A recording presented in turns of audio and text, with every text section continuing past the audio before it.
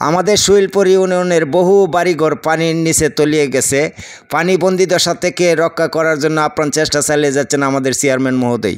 আসসালামু আলাইকুম, আমি বাউনবেড়ার জাকির ভাই। আর আমি যে জায়গাটার দাঁড়ায় আছি এটা হইতেছে বাউনবেড়া জেলার শৈলপুর ইউনিয়নের গৌতমপাড়া মোড়ে। গৌতমপাড়ার উত্তর এলাকার প্রায় বহু বাড়িঘর পানির নিচে তলিয়ে গেছে, রাস্তাঘাট সহ। বিশেষ করে স্কুলগামী ছাত্রছাত্রীদের বহু কষ্টের কারণ হয়ে দাঁড়ায় আছে এই রাস্তাঘাট ডুবে যাওয়ার কারণে। এই পানি নিষ্কাশিত না হওয়ার কারণে কিন্তু এই জলাবদ্ধতার সৃষ্টি হয়েছে। আমাদের শৈলপুরের স্বনামধন্য চেয়ারম্যান মহোদয় আব্দুর রশিদ ভূঁইয়ার প্রচেষ্টায় এই পানি নিষ্কাশন ব্যবস্থা করা হইতেছে। আসলে বহুদিন ধরেই তারা পানিবন্দী অবস্থায় আছে, মানুষ অতিষ্ঠ হয়ে গেছে পানিবন্দী থাকতে থাকতে।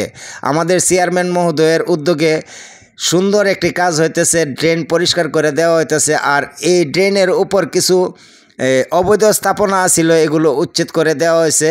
উচ্ছেদ করে ড্রেন পরিষ্কার করে দেওয়া হইতেছে যাতে পানি নিষ্কাশিত হয়। এই উদ্যোগটা অত্যন্ত সুন্দর একটা উদ্যোগ নিয়েছেন শৈলপুরের স্বনামধন্য চেয়ারম্যান আব্দুর রশিদ ভূঁইয়া সাহেব। ভূঁইয়া সাহেবকে মানুষ অভিনন্দন জানিয়েছেন এই ভালো কাজটি করার জন্য। আসলেই প্রশংসনীয় একটি কাজ করেছেন। আমি এলাকাবাসীর অনেকের সাথেই কথা কইছি, কয়া জানতে পারলাম যে স্কুলগামী ছাত্রছাত্রীদের জন্য বিশেষ করে অনেক অসুবিধার কারণ হয়ে দাঁড়ায় আছে। তারার প্রতিটা রাস্তার উপরে পানি।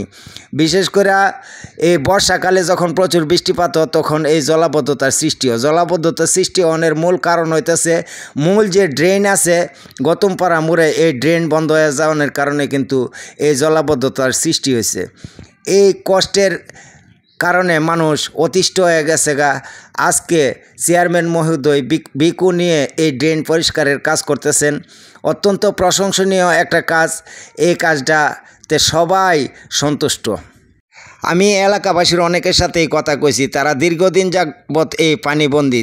বিশেষ করে তারা ছেলে মেয়ে স্কুল কলেজে যাইতে খুব সমস্যা হইতেছে। তারা জানিয়েছেন যে আসলে বর্ষার মৌসুমে বৃষ্টিপাত হইলেই এই অবস্থার সৃষ্টি হয়, রাস্তার উপর পানি উঠে জায়গা। তারারে দীর্ঘস্থায়ী সমাধান করে দেওয়ার আহ্বান জানাইছেন। বিশেষ করে এই পাড়ার অনেকে আমার সাথে কথা কইছেন, আমিও অনেকের সাথে কথা কইছি। কথা কয়ে জানতে পারলাম আসলে এই চরম কষ্টের মধ্যে আসছিল তারা।